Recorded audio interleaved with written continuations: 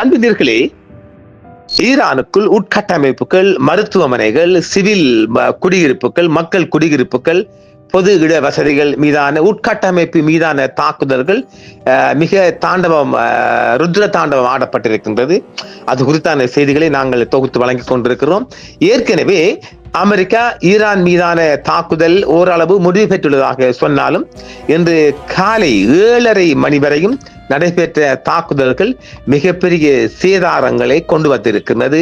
அந்த வகையில் பார்க்கின்ற போன்று இன்று காலை 7 மணி வரையும், வியாழக்கிழமை காலை 7 மணி வரையும் அமெரிக்க குண்டுவீச்சு தாக்குதல் தொடர்ந்திருக்கிறது. குழந்தைகள் மருத்துவமனை தாக்கப்பட்டிருக்கின்றது. அதற்கான பதிலடியை ஈரான் கொடுத்திருக்கின்றது.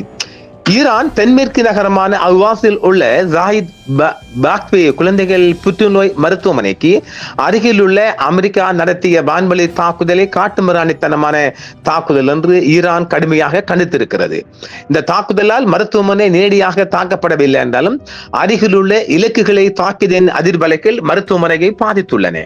மருத்துவமனையில் சிகிச்சை பெற்று வந்த புற்றுநோயால் பாதிக்கப்பட்ட 211 குழந்தைகள் அவசரமாக வெளியேற்றப்பட்டனர். நோயாளிகள் அனைவரும் பாதுகாப்பாக மற்ற மருத்துவமனை மையங்களுக்கு மாற்றப்பட்டிருக்கின்றனர். அவர்களின் சிகிச்சை தொடர்ந்து நடைபெறுகிறது. இந்த சம்பவத்தில் உயிர் சேதம் எதுவும் ஏற்படவில்லை என்று தெரிவிக்கப்பட்டுள்ளது. முன்னெச்சரிக்கை நடவடிக்கையாக இந்த மருத்துவமனை தற்காலிகமாக செயல்பாட்டை நிறுத்தியுள்ளது. ஹமுஸ் நீரிணைகள் வணிக கப்பல்களை அச்சுறுத்தும் ஈரானின் திறனை குறைப்பதே தங்கள் தாக்குதல்களின் நோக்கம் என்று அமெரிக்காவின் மத்திய கட்டளை தலைமையகம் தெரிவித்துள்ளது. இத்தாக்குதல்கள் அமெரிக்கா மற்றும் ஈரானுக்கு இடையே அதிகரித்து வரும் பதற்றத்தின் ஒரு பகுதியாக நடந்து வருகின்றன. அமெரிக்க நிலைகளுக்கு எதிரான இராணுவ நடவடிக்கைகளை தெஹ்ரான் விரிவுபடுத்திய நிலையில் ஈரான் முழுவதும் குழந்தைகள் மருத்துவமனை உட்பட பொதுமக்களின் உட்கட்டமைப்புகள் மீது புதிய அமெரிக்க தாக்குதல்கள் நடத்தப்பட்டிருக்கிறது. தெற்கு ஈரான் முழுவதும் பல மாகாணங்களில் அமெரிக்க தாக்குதல்கள் நடத்தப்பட்டுள்ளன. இதில் குழந்தைகள் மருத்துவமனை உட்பட பொதுமக்களின் உட்கட்டமைப்புகள், குடியிருப்புகள் சேதமடைந்ததாகவும் தெரிவிக்கப்படுகிறது.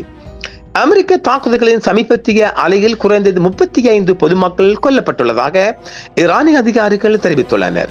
பஹ்ரைன், குவைத் மற்றும் ஜோர்டானில் உள்ள அமெரிக்க ராணுவ தளங்கள் மீது புதிய தாக்குதல்களை IRGC மற்றும் ஈரானிய ராணுவம் அறிவித்துள்ளது.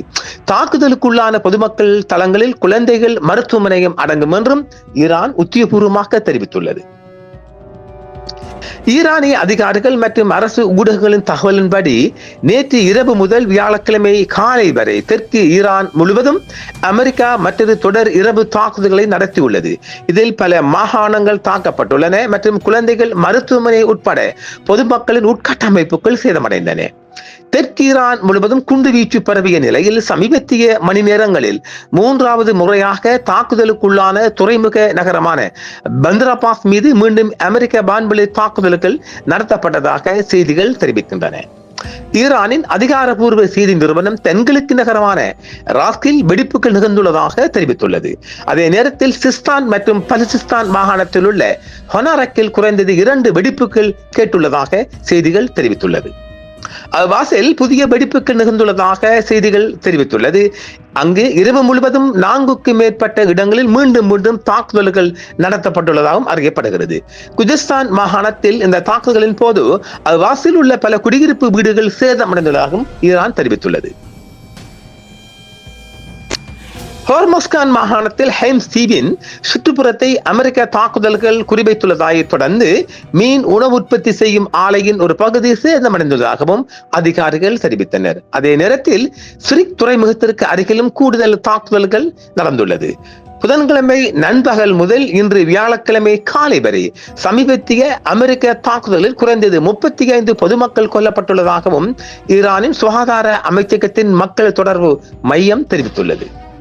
அண்டை நாடான ஈராக்கில் உள்ள கர்பலாவிற்கு செல்லும் யாத்ரீகர்களுக்காக புட்டில்களில் அடைக்கப்பட்ட குடிநீரை தயாரிக்கும் தொழிற்சாலை மற்றும் புற்றுநோயால் பாதிக்கப்பட்ட குழந்தைகளுக்கான மருத்துவமனை உள்ளிட்ட பொதுமக்களின் உட்கட்டமைப்புகளை அமெரிக்கா வேண்டுமென்றே குறிவைத்துள்ளதாக ஈரானிய ராணுவம் தெரிவித்துள்ளது. தென்கிழக்கு ஈரான் ஜாகரில் உள்ள பாம்பூர் ராணுவ முகாம் மீது அமெரிக்கா ஏவுகணை தாக்குதல் நடத்தியதை தொடர்ந்து இந்த இந்த தாக்குதல்கள் மீண்டும் குண்டுவீச்சு விமான தாக்குதலாக நடந்திருக்கிறது.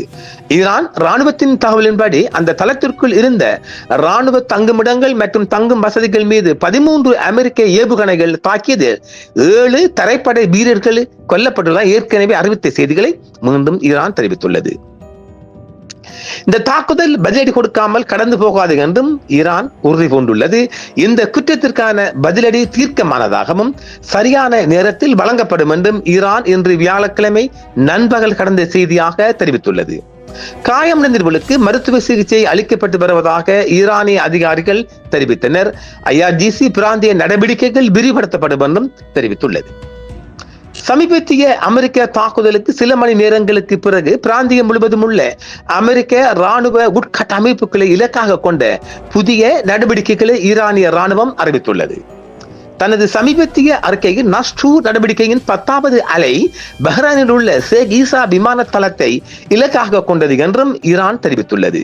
அந்த அறிக்கைகளின்படி ஈரானிய கடற்படையினர் தளத்தின் வான் கண்காணிப்பு ரேடாரையும் போர் விமானங்களுக்கு எரிபொருள் நிரப்ப பயன்படுத்தப்படும் எரிபொருள் பம்பிங் நிலையத்தையும் அளித்துள்ளனர்.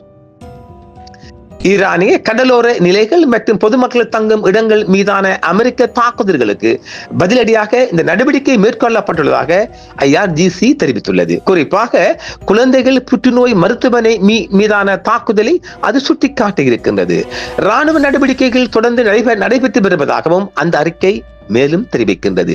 குவைத்தில் உள்ள அலி அல் சேலம் விமானப்படை தளம் மீதான தாக்குதல்களையும் அந்த பாதுகாப்பு படை அறிவித்துள்ளது.